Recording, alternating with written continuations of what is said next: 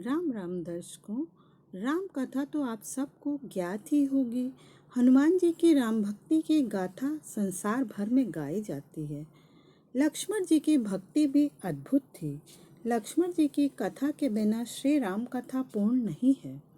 एक बार की बात है, अगस्त मुनि अयोध्या आए और लंका युद्ध का प्रसंग छिड़ गया।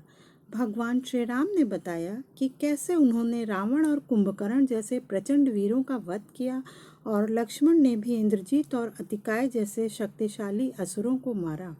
अगस्त मुनि बोले, श्री राम, बेशक रावण और कुंभकर्ण भी प्रचंड वीर थे, लेकिन सबसे बड़ा वीर तो मेघनाद ही था। उसने अंतरिक्ष में स्थित होकर इंद्र से युद्ध किया था और बांधकर लंका ले आया था। ब्रह्मा ने इंद्रजीत से दान के रूप में इंद्र को मांगा, तब जाकर कहीं इंद्र मुक्त हुए थे। लक्ष्मण ने उसका वध किया, इसलिए वे सबसे बड़े योद्धा हुए। श्री राम को आश्चर्य हुआ, लेकिन भाई की वीरता की प्रशंसा से वे खुश थे। फिर भी उनके मन में जिज्ञासा पैदा हुई कि आखिर अगस्त मुनि ऐसा क्यों कह रहे हैं। इंद्रजीत का वध तो रावण से ज्यादा मुश्किल था। अगस्त मुनि ने कहा, प्रभु, इंद्रजीत का वध तो वही कर सकता था जिसको केवल इंद्रजीत को क्योंकि वरदान था कि वही वध कर सकता था इंद्रजीत का जो 12 वर्षों तक ना सोया हो, जिसने 12 साल तक किसी स्त्री का मुख न देखा हो और 12 साल तक भोजन न किया हो।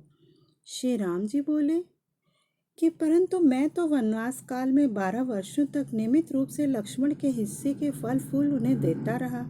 मैं सीता के साथ एक कुटी में रहता था, बगल की कुटी में लक्ष्मण थे। फिर सीता का मुख भी न देखा हो और 12 वर्षों तक सोए न हो, ऐसा कैसे संभव है। अगस्त मुनि सारी बात समझकर मुस्कुराए। प्रभु से कुछ छुपा है भला। दरअसल सभी लोग सिर्फ श्री राम का गुणगान करते थे, लेकिन प्रभु चाहते थे कि लक्ष्मण के तप और वीरता की चर्चा भी अयोध्या के घर घर में हो। अगस्त मुनि ने कहा, क्यों न लक्ष्मण जी से ही पूछ लिया जाए। लक्ष्मण जी आए। श्री राम प्रभु ने कहा कि आपसे जो भी प्रश्न पूछा जाए उसे सच सच कहिएगा।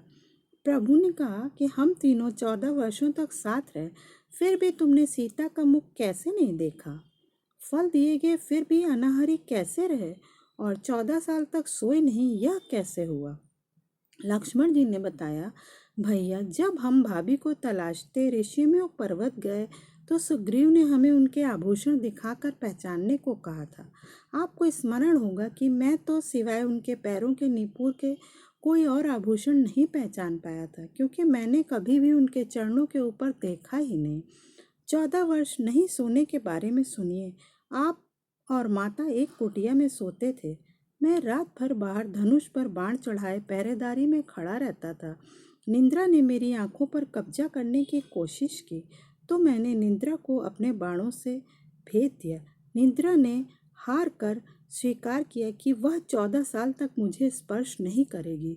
लेकिन जब श्री राम का अयोध्या में राज्याभिषेक हो रहा होगा और मैं उनके पीछे सेवक की तरह छत्र लिए खड़ा रहूंगा, तब वह मुझे घेरेगी। आपको याद होगा, राज्याभिषेक के समय मेरे हाथ से छत्र गिर गया था। अब मैं 14 साल तक अनाहारी कैसे रहा। मैं जो फल फूल लाता था, आप उसके 3 भाग करते थे। एक भाग देखकर आप मुझसे कहते थे कि लक्ष्मण, फल रख लो। आपने कभी फल खाने को नहीं कहा।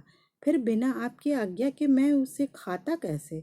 मैंने उन्हें संभाल कर रख दिया। सभी फल उसी कुटिया में अभी भी रखे होंगे। प्रभु के आदेश पर लक्ष्मण जी चित्रकूट की कुटिया में से वे सारे फलों की टोकरी लेकर आए और दरबार में रख दिया। फलों की गिनती हुई तो 7 दिन के हिस्से के फल नहीं थे। प्रभु ने कहा, इसका अर्थ है कि तुमने 7 दिन तो आहार लिया था क्या। लक्ष्मण जी 7 फल कम होने के बारे में बताने लगे कि उन 7 दिनों में फल आए ही नहीं। पहले दिन, जिस दिन हमें पिताश्री के स्वर्गवासी होने की सूचना मिली, हम निराहारी रहे। दूसरा दिन, जिस दिन रावण ने माता का हरण किया, उस दिन फल लाने कौन जाता। तीसरे दिन, जिस दिन समुद्र की आराधना करके आप उससे राह मांग रहे थे। और चौथा दिन, जिस दिन आप इंद्रजीत के नागपाश में बंद कर दिन भर अचेत रहे। और 5वां दिन, जिस दिन इंद्रजीत ने मायावी सीता को काटा था और हम शोक में रहे। छठा दिन जिस दिन रावण ने मुझे शक्ति मारी और सातवां दिन जिस दिन आपने रावण वध किया। इन दिनों में हमें भोजन की सुध कहाँ थी। विश्वामित्र मुनि से मैंने एक अतिरिक्त विद्या का ज्ञान लिया था, बिना आहार किए जीने की विद्या।